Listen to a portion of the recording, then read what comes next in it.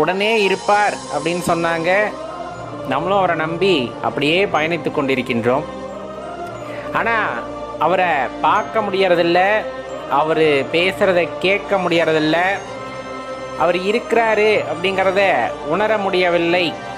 அப்படிங்கிறது பல பேர்த்துக்கும் உள்ள ஒரு ஒரு மனக்குழப்பம் அப்படின்னு சொல்லலாம்.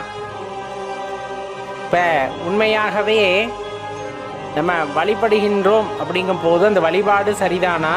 ஏன்னா என்னால் அவரை பார்க்க முடியல, அவர் பேசுகிறத கேட்க முடியல, நான் அவர் இருப்பதை உணர முடியவில்லைன்னா வழிபாடு சரிதானா அப்படிங்கிற அந்த சந்தேகமும் நம் மனதிற்குள் எழுந்து விடுகிறது. இயற்கையாக நம்ம ஒரு விஷயத்தை தெரிந்து கொள்ள வேண்டும் அப்படின்னா, இந்த உலகமெல்லாம் சப்தம் நிறைந்ததாக மாறிவிட்டது. இயற்கை சூழ்நிலையை விட்டு நாம் மாறி ரொம்ப காலம் ஆகிவிட்டது. எங்கே போனாலும் ஒரே